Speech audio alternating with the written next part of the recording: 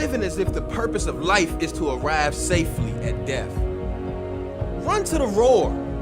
Go after a dream that is destined to fail without divine intervention. Stop pointing out problems. Become part of the solution. Stop repeating the past and start creating the future. Face your fears. Fight for your dream. Grab opportunity by the mane and don't let go. Live like today is the first day and last day of your life.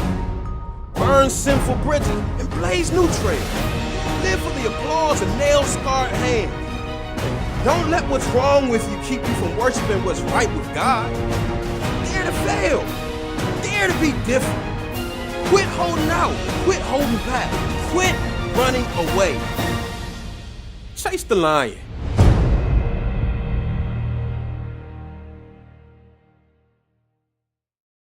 Thank you, Michael. Thank you guys for allowing me to be here.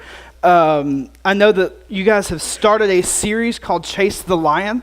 That is an amazing book. I was actually sharing with Michael when he first asked me to come and be a part of this. I was very excited because I've read that book before. I've read the book a couple times, and just the concept of Benaiah chasing his lion and going after his God-given dream and just this manly pursuit was just really encouraging. And so I was really excited. And this morning, Michael and I were getting ready, and we were visiting.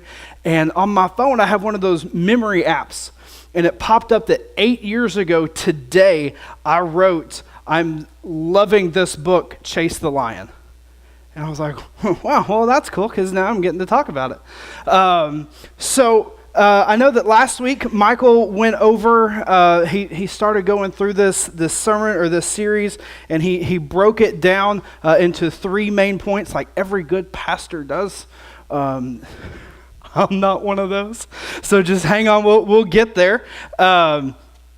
So he talked about how God gives us a dream that requires him, and that God has proven faithful to the task, and we must prove faithful as well, and that God rewards long obedience in the right direction. Those are all outstanding points, and we can really learn a lot from those. And as we get ready for this chase the lion thing, I remember whenever I first started reading it, how excited I was, and I loved just that theme. At the time I was reading it, we had Braden, our oldest. He was the only one, and I was like, you know what? This is such a major impact on my life, and I love that name. And so I want to name our second child. We were pregnant at the time. Oh, I wasn't. She was. I wanted to name our second child Benaiah. And so I want to introduce to you our middle son, Kagan. Donetta was not a fan of that name. So we had our third boy, and I was like, yes, this is our chance. I can have a Benaiah, just a manly, godly leader. And so next to him is his brother Corbin. Because that still didn't win. Maybe one day we'll get a dog or something. I don't know. I lost out on the boys.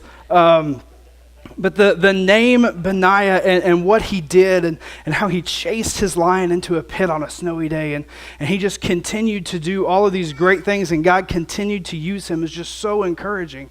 And the theme of the series is chasing this major God-given dream. It is a God-given dream because it is something that we cannot accomplish ourselves. And so this morning, if it's okay with you, I grew up with a theater background. I enjoy theater. Yes, awesome. I was a theater minor in college, and so I like to picture things and see things. I'm a very visual kind of person, and so I hope that you will just stick with me as we go through a story. I want to share with you, my story of how we chased this lion in our life. But before we get to that, I want to get to the Bible verse that we're going through today. And I'm going to apologize in advance for butchering this name. So just bear with me. In 2 Samuel chapter 23, verse 8, it says, "These are the names of David's mighty warriors: Josheb-Basshebeth, a Tahkemonite, was the chief of all 3. He raised his spear against 800 men, whom he killed in one encounter." For a theater nerd like me, seeing a battle of 1 on 800 is amazing. I can dive into this story and I can see this battle taking place. And I can see Josheb standing there and this overwhelming number, these overwhelming odds are coming against him. And he fights this battle. And he says, you know what, I can do this. And he goes forward. And he defeats 800 men at one time. In one single encounter, he defeats 800 men. I don't know how physically that works. I don't know if they lined up and came, or if they tried to come at different angles and surrounded him, or what. But I can imagine the fear and the anxiety and the testosterone that's flowing as he's about to embark on this major battle. But then you look on the other side and you see these 800 guys and they're like, hey, there's the one guy that we're supposed to beat. All right, let's go. So if you're the first guy in this battle and you know that there's 799 others of you and you go and attack this guy, you're pretty confident. When you get down to number 9 and 10, it's okay. We still got this. I mean, he's taken the first 10, but you know, we're good. We got this. If I'm number 632, that number may be one less, because I'm not sure. I'm still going forward at this point. We don't know. There may have been 1,000 guys, and number 801 and above decided that was it.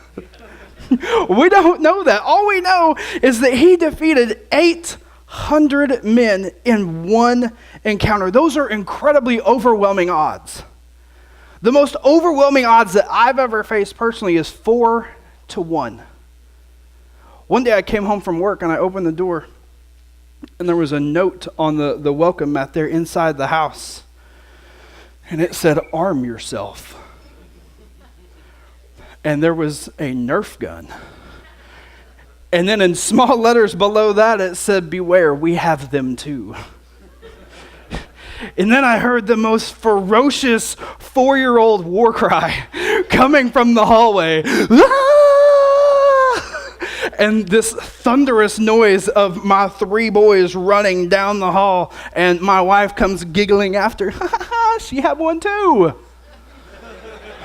And I'm trying to figure out how this thing works. And I lost bad. And it was, you know, those are not very overwhelming odds. I mean, that was pretty big for me. And so to me, to look at someone who encountered 800 men at one time and won, that is incredible. And it reminds me that the greater the odds are against us, the greater the glory that God gets in the end. Because, yeah, sure, I can probably take a couple guys. I'm not going to take 10. It'd be a miracle to take 100. 800? That's a God thing. There's no other way to explain that than God was in that. There's no other way. As I was studying this, getting ready for this series, the writer of the series defines faith as taking the first step before God reveals the second. You know, God requires us to act. He doesn't lay down a plan for our life. He does, he just doesn't share that with us. And requires us to act. He says, I will give you this step after you take the one before it. You just have to trust in him and follow him. So this morning I'd like to share with you what chasing the lion kind of looks like, or one small example of what chasing a major dream looks like, and the ripple effect that has. The ripple effect is very interesting, and it's something that I never really looked at until actually quite recently in our journey, was able to look back and see the small ripple effects of one giant dream.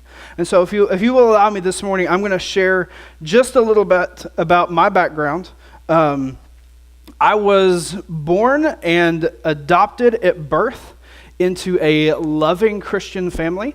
This adoption was not something that was hidden from me.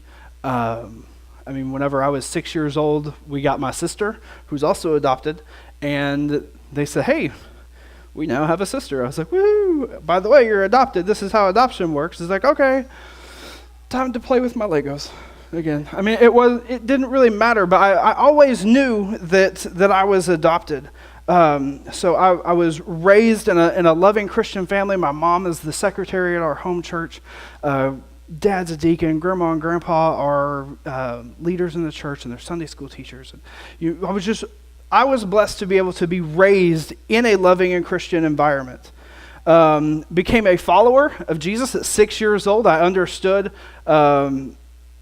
I finally made sense of all the stories that I'd heard in Vacation Bible School and all those different things. And it made sense to me that I needed a Savior. There was something wrong with me that I could not fix. And the only way to get to this Jesus that we sing these songs about is through salvation. And so I became a believer at 6 years old. I continued to grow up in the youth ministry, became a leader in our youth ministry. During that time in high school, I kind of felt God calling me to go into ministry, but to me that was a really big word, and I didn't know what that meant at the time. There's several different options, but I knew me and God had a couple conversations, and I told God that I did not want to be a youth minister. Didn't know how that was going to work, but I just didn't want to be a youth minister. And so later on, God called me to be a youth minister. That's how that works. But I went to school at Williams Baptist College, which is where I met Michael and Tracy and their loving family.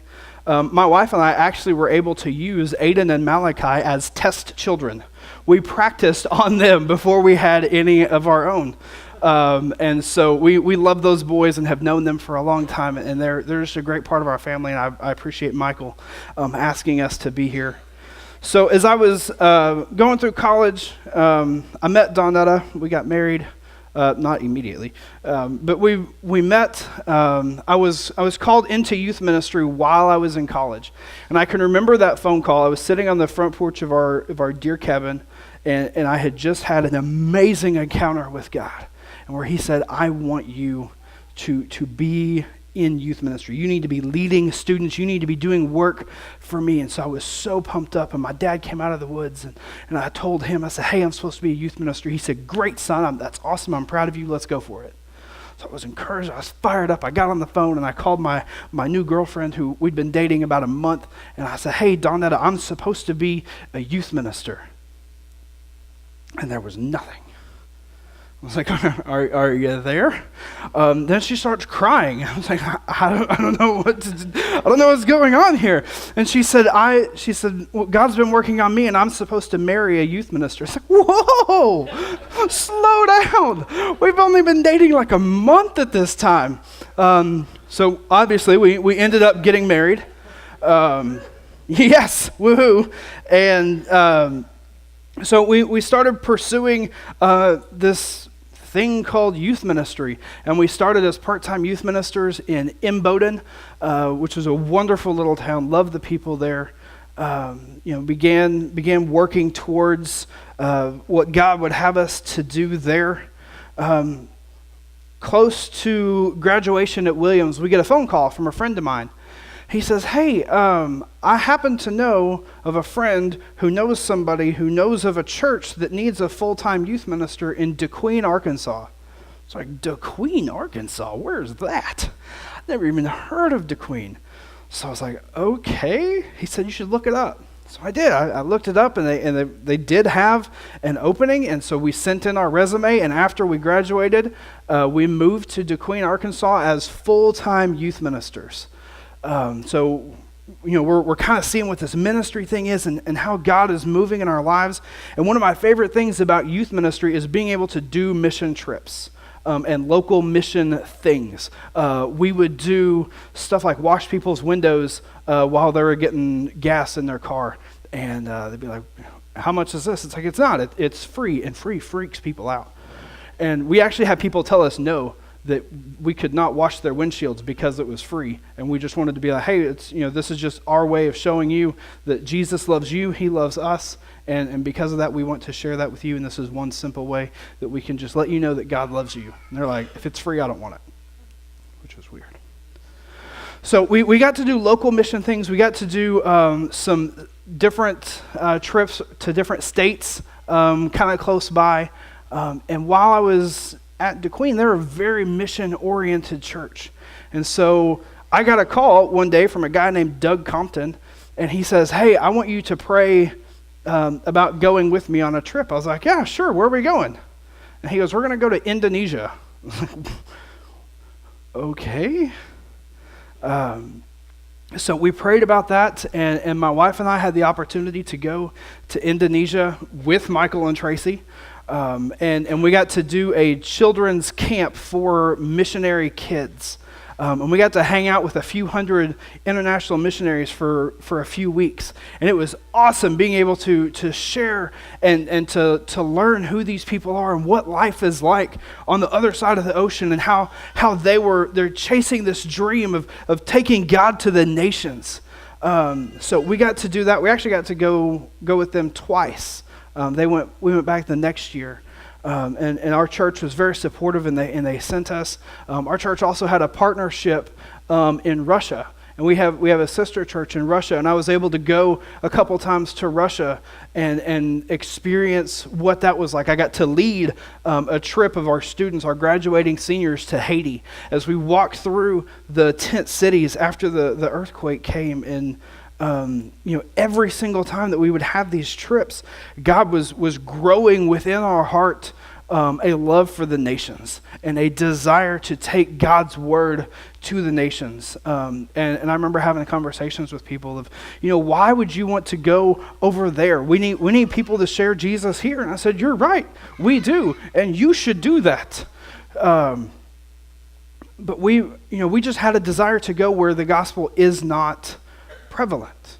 Here in Jonesboro and where we live in Fayetteville, you could stand pretty much on any street corner, hit a golf ball in 4 different directions, and hit 3 different churches. And so we wanted to go where people did not have that kind of access. And so we were like, okay, this is something growing within us. On my last trip to Russia, every trip that I'd gone on, I'd gone with a purpose. I'd known what I was doing, what I was going for, why we were going, kind of what the goal was of the trip. So I went on our first trip to Russia. I didn't go on the next year that they went. But the next year, a guy came to me and he said, hey, I really want you to go on this trip to Russia with us. And I was like, I feel like I'm supposed to go. So his last name was Baker. We just called him Baker all the time.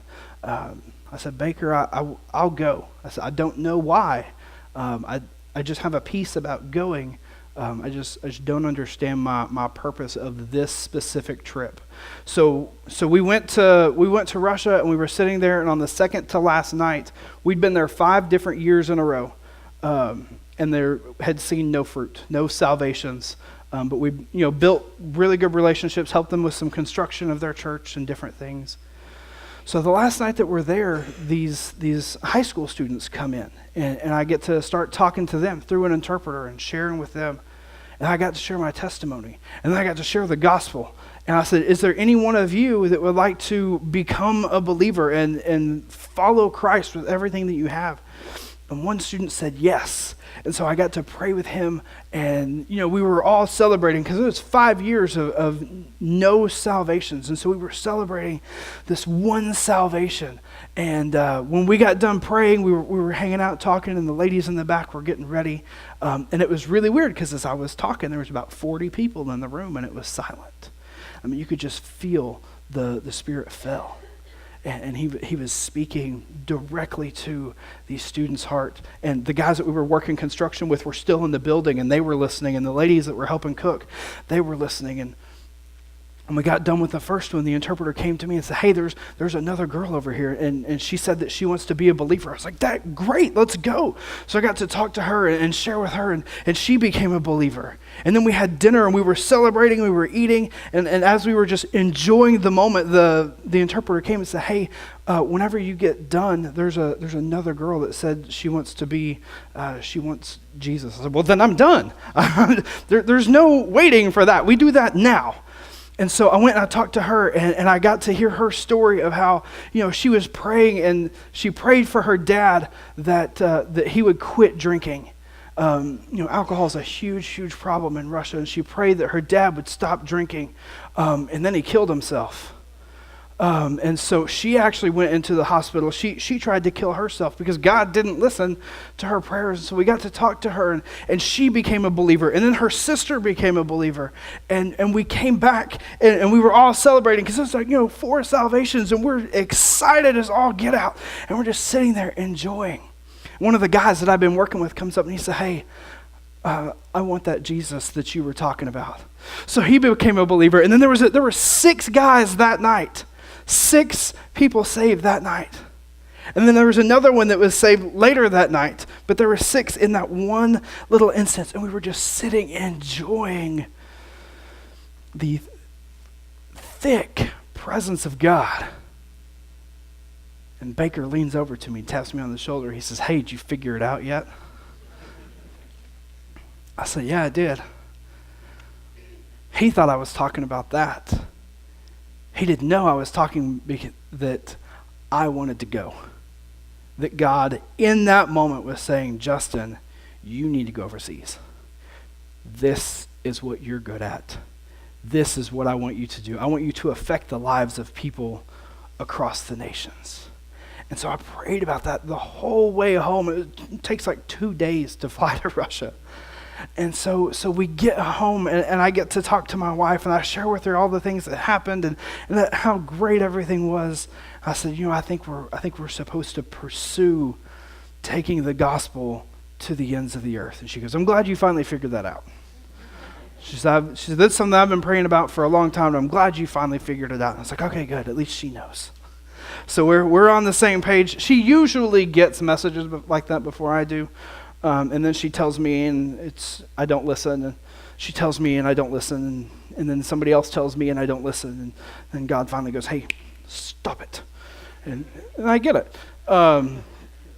So that day, or that week, we began to pursue what international missions would look like, and how that was going to affect our family, and how that was going to affect our extended family and our friends, because we're not going on a 10-day trip or a 15-day trip. We're going for life. We are committing our life to go overseas and to share God's word, and this is what we want to do. And so we signed up with this sending organization. And they said, there's a process, there's an application process, there are certain things that you have to do. We're like, okay, great, let's do that. And so, as we were thinking about, okay, God wants us to go, this is our major dream, this is what we're going to be chasing, this is something only God can accomplish, let's go and do this. And so how do we make this work? And we knew that we were going to be moving overseas, and so that would be a major distance between us and our family. And so we moved back to Fayetteville, where both of us are from, with the idea of we were going to be here during the application process so we could spend time with our families before we left to go overseas. So this was our major ripple effect moment. Let's go. God is calling us. There are people that need to hear. We are competent to share. Let's go. So we moved to Fayetteville, and we started this application process. And we learned really quickly that this application process was much more involved than we ever imagined. There were different qualifications that we had to do. There were seminary classes we had to take. We had to get out of debt. We had to lose weight. I had to lose weight. She's in great shape. There's lots of different things that we had to do. And so when we moved, my dad's a police officer, and I kind of come from a law enforcement background. And so having done nothing career-wise other than ministry, I was like, I'll work in the jail. I mean, it's something I can do for a few months before we go overseas. So I started working for the Washington County Sheriff's Office, and we've been there 5 years now, because our plan has continued to be delayed. And there are so many things that we had to accomplish. We had to sell a house, and we had to do all of these different things. And we pursued this dream for years. I mean, our entire life was based on getting overseas. Let's go overseas. Let's share the gospel overseas. And there were delays, and there were more delays, and there were hurdles, and there were setbacks, and we had to do this, and then we had to do that. So then when we did those, and then there were more things that we had to do because of this, and then we did those, and we had to do something else.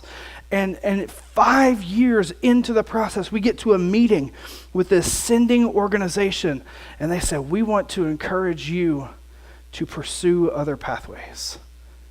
We are not going to send you at this time. 5 years of devoting our life to this dream, this chase of pursuing God's will for our life, stopped in a phone call. And it took me about 3 hours to process that before I could call my wife and share with her that this thing that we have wanted and have devoted the past 5 years for was over. So we had this time of grieving and just confusion, and what are we supposed to be doing? But then I looked back. I started meeting with some very trusted friends of ours, and they encouraged us to look at the ripple effect. So we moved to Fayetteville. I started working at the sheriff's office. Sheriff's office has a really good chaplaincy program. The problem is most officers don't go to the chaplain because he's a chaplain. I was not a chaplain. I was an officer. I did the same thing they did. I dealt with the same people they dealt with. I went through the same academy they went through. I've had to deal with those issues, the same issues that they have. So I started building relationships with people. I started sharing with guys. I've had the opportunity to lead 2 fellow workers to the Lord. I've had the opportunity to lead a few inmates to the Lord. I've had opportunities to take guys that I work with and disciple them and encourage them in their faith and grow them in their faith. One of the guys that I work with got divorced about 3 years ago. And so whenever you are paired up and you ride in a unit together for 8, 10, 12 hours a day together, you talk sometimes. So as he was going through this divorce, I was getting to share with him and encourage him. Over New Year's Eve, I got to go to their house, and he asked me to perform his wedding. He got remarried to his wife. After 3 years of being divorced, he got to remarry his wife. He got to redate his wife in front of his daughter so that his daughter now knows what dating looks like, because his dad or her dad was able to show that example of how his wife should be treated. And I look back at all these other different things that were able to be accomplished because I was chasing this major dream. And I realized that major dream was never about us. It was about us being obedient to God. I was in a church that didn't have a Wednesday night program for men. They had a really good program for children. They had a really good music program. They had a great women's Bible study. But there was nothing for men, and I got really frustrated that there was nothing for men. And I would go to church on Wednesday nights angry and upset because there wasn't anything there. And I desired a growth, a time of sharing with guys and growing and encouragement. And there wasn't anything there. And finally, again, my wife said, we'll start one. Okay. So I did. And we started this discipleship group that began with me and one other guy and grew to 18 guys that met on Wednesday nights. Of those 18 guys, 4 guys this past year have been on international trips. 5 of those guys now are discipling other groups of people. We are now too big for our own group, and they are now discipling their own group of people. And I look at all these little ripple effects that happened because I chased this one dream. And I know it sounds like I'm bragging because all of these things we were able to accomplish, and I am. I'm just not bragging on me. I'm bragging on my God that was faithful to us and is faithful to you in this chasing of this dream. So there was a lot of positive effects. I mean, we got out of debt. We got in better shape. Our marriage is better because of this. I mean, there were a lot of things there were great things that were accomplished. And it's a lot of fun to look back now and see all the little things that God was doing. In my mind, we were chasing a lion. But God's plan for us was to conquer 800 tiny obstacles every day. And to turn those 800 obstacles into 800 opportunities for God's glory. And so it wasn't about the big thing. We were still supposed to chase the big thing, but it was about the daily life. Being faithful daily. Being faithful to share your faith with the guy that sits next to you in the car, the guy that has a desk across the hallway from you, whatever that is. But then it's awesome that I can look at that story and I can look at it backwards. And I can see all the people who have had ripple effects on me. The guy that made the phone call that said, hey, there's a town called DeQueen that needs a youth minister. There's a guy named Doug Compton that made a phone call that said, hey, I want to take you on a trip overseas. There's my mother that decided adoption was a better choice than abortion. Woo! Thanks, Mom. And then that goes back. And those ripple effects can be traced back all the way back to the Great Commission. And you look at the Great Commission, when Jesus looked at his disciples and he said, go and make disciples. Those guys believed in God and they saw what he did, and so they left and they made disciples. And those guys made disciples, and those guys made disciples, and those guys made disciples. And somebody one day down the line told my father about God, and and my father one day sat down with me, and I was able to grow up in a family that followed Christ. And God spoke to me, and he changed my life through salvation, which I love being able to preach on a day that we're able to share the Lord's Supper, just reminding us of the unworthy grace, that we are so unworthy of the grace that God has given us. And so these ripple effects that go all the way back. And you can look at them backwards and forwards, and no matter which way you go, you look at my story, and there's a question. Okay, so where are we now? And I hope it's in the same place that you are. I hope it's in the same place that you are. We are chasing a big dream, a God-sized dream that God has given to us, but we are open and obedient daily to make those ripple effects. My favorite words in the study is that you are one encounter away from a different reality. It said that he conquered 800 men in one encounter. You are one encounter away from a totally different reality. So what's that going to be? What is your one encounter? Who's going to be the waiter or the waitress whenever you guys go out for lunch today? Maybe they need to hear from you. Who do you work with this week that needs a ripple effect in their life? And how can you be that ripple effect in their life? And how do those seemingly tiny ripple effects fit into this major God-sized dream, this unaccomplishable dream without God? How does that fit in your life? And how are you going forward to that? Guys, I hope that you're encouraged that no matter where your dream takes you, and even if your dream may seem to fail, that there are so many small things that are being accomplished through you. Be aware of those. Be encouraged in the setbacks, because I'm right in the middle of one. And I remember going through it thinking, we are the only people dealing with this.